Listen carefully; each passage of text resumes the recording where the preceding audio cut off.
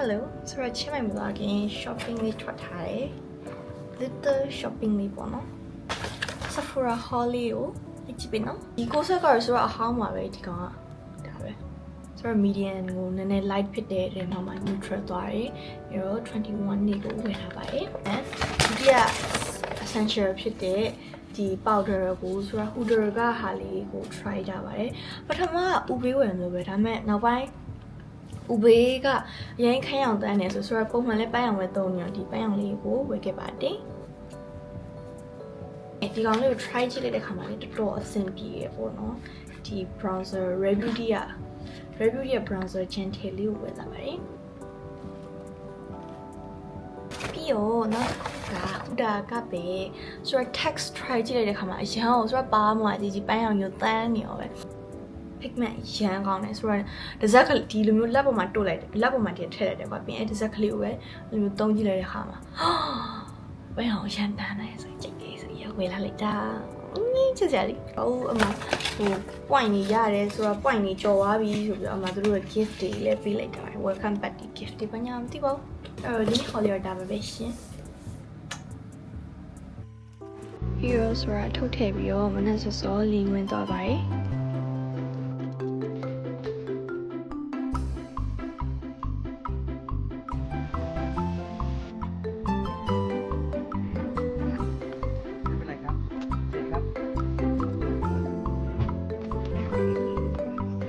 ဆိုတော့ဝီလီအချိန်လေးရထွက်တာပေါ့နော်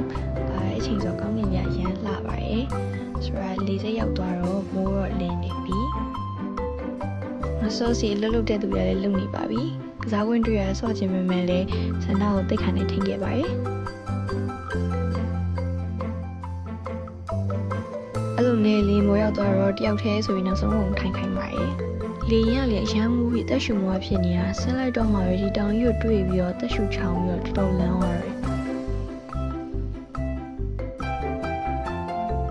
အဲ့လိုနဲ့ဆိုတော့ချင်းမှရောက်ပါပြီ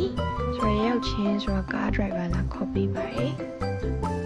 ပြီးတော့ဆိုတော့ဟိုတယ်ချက်ကင်ရင်ဝင်ပါတယ်ဒီဟိုတယ်လေးကလေတော်တော်ချစ်ဖို့ကောင်းတယ်ဟိုအိမ်လေးကိုမှလေ home stay ပုံစံမျိုးလေး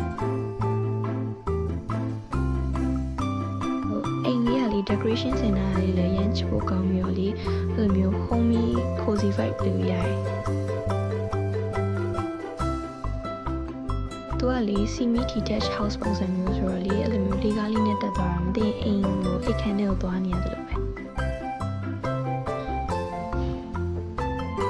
ခန်းလေးကိုကျင်းမိမယ်တသက်ရဲ့တနည်းပြန်လေးရှိရပေါ့နော်။ toilet ကတော့ share bathroom ဒါပေမဲ့စင်ပြေသွားပါတယ်ဘေးကမှလူမရှိတော့ကဲဆိုတော့စပြီးတော့လဲပတ်ပါပြီဒီ cafe လေးကလေ Italian vibe အပြည့်ရတဲ့ cafe လေးပေါ့နော်အဆောက်ဒီဇိုင်းကြီးကလည်းတခြား detail ပဲနေရာလေးကအရန်မကျဲပေမဲ့ကွာဓာတ်ပုံ frame ကျနေအောင်လို့လုံးဝယူလေလိုမျိုးကြီးစောက်ထားရရမ်းလှတယ်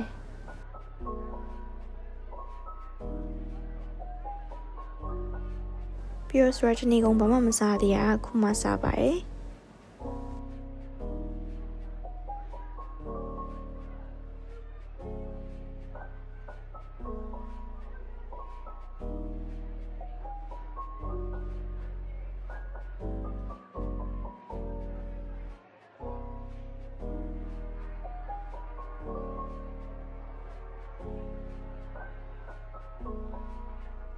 ပြီးတော့ solo trip ဆိုပေမဲ့ချင်းမိုင်မှာကြောင်းတက်နေတဲ့အကိုဝမ်းခွဲကိုခေါ်ပြီးတော့ဓာတ်ပုံရိုက်ခိုင်းဗီဒီယိုရိုက်ခိုင်းပါတယ်။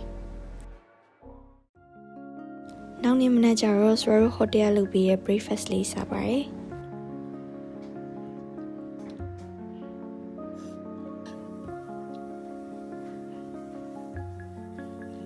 ဒီနေ့သွားမယ့်နေရာလေးကတော်တော်လှလှလေး fairy tale fantasy ပုံစံလေးဆိုတော့ princess ပုံစံမျိုးလေးဝတ်ထားပါတယ်။အဲ့နေရာလေးရဲ့နာမည်ကတော့ Dainty Water လို့ခေါ်ပါတယ်။သူက cafe ဆိုင်လေးလည်းရှိရဲ။ဝင်ကြီးကဘတ်80ပေးရပါတယ်။နေရာကြီးကအကျယ်ကြီးပဲအရန်လှတယ်လို့ဓာတ်ပုံကရဖက်ဖက်မောပဲ။ သူကလေရင်ငွေလေးထုတ်ပေးရတာလေအရန်လှရဲဓာတ်ပုံရလို့တော်တော်ကောင်းတယ်မသိရင်လေဟိုနှစ်သမီးပုံမြင်နဲ့ရောက်သွားသလိုပဲပြီးတော့ဆိုရဗီဒီယို shorts လေးလည်းရိုက်လာခဲ့ပါတယ်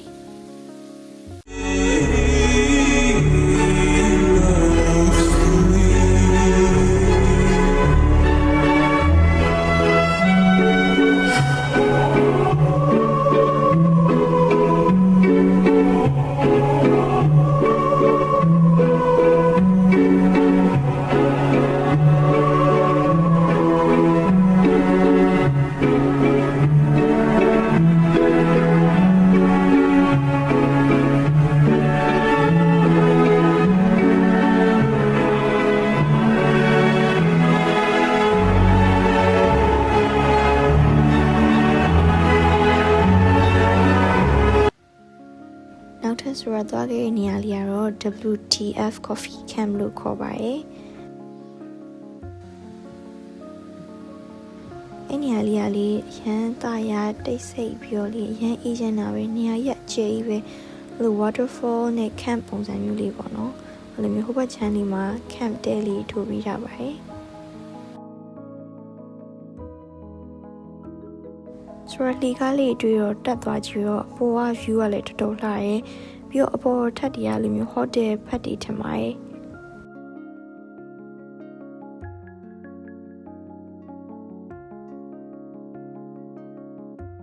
ပြီးတော့ဆိုတော့ coffee လေးမှာပြီးတော့ view လေးနဲ့ချိုးပါတယ်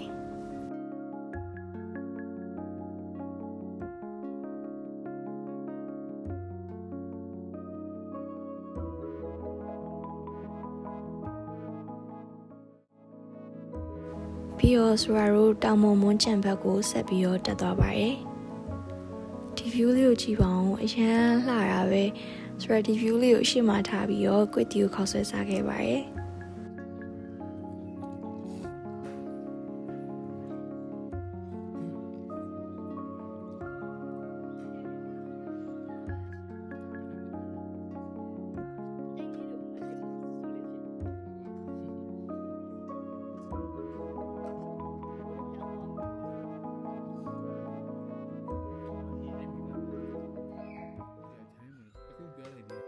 ပြီးတော့ဆိုတော့မွန်ချန်ကရင်းယုံ flower garden ကိုတွားခဲ့ပါတယ်။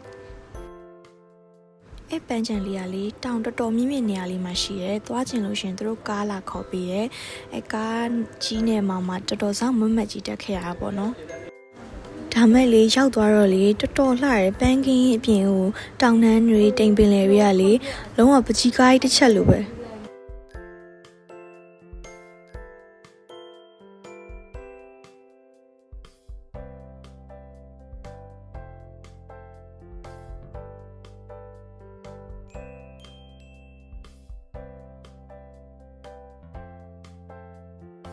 အခုကတော့ဆိုရတို့ပန်းချန်တောင်ပေါ်ကနေပြီးတော့ဆင်းလာပါပြီ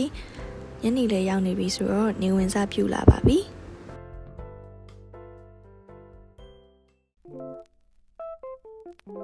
နောက်နေ့ကျတော့ဆိုရတို့မဲကန်ပေါင်ရွာလေးကိုသွားခဲ့ပါတယ်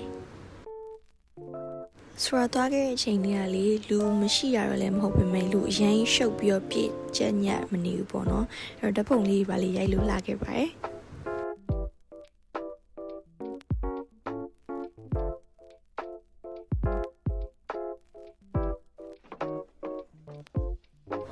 ပြီးတော့ဆိုရာ cotton candy လေးကိုယ့်ဘက်ကိုလုပ်လို့ရတယ်ဆိုလို့လုပ်ခဲ့ပါသေးတယ်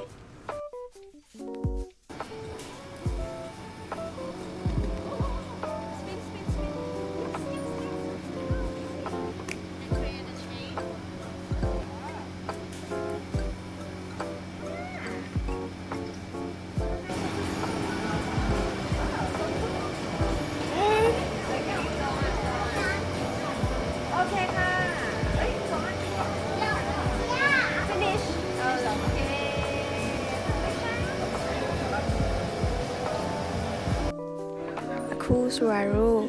မဲကမောင်ရွာတရွာလုံးတွေ့ရတဲ့တောင်ထိပ်ပေါ် view လေးကိုကြည့်ချင်လို့တောင်တက်နေပါတယ်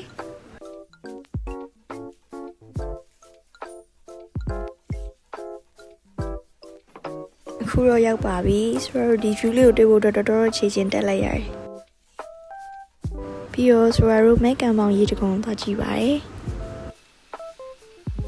ဗီဒီယိုလေးရတော့ဒီလောက်ပါပဲရှင် See you in my next vlog bye bye ငါမင်းတော့ပုံမွေးဖွာလာတာ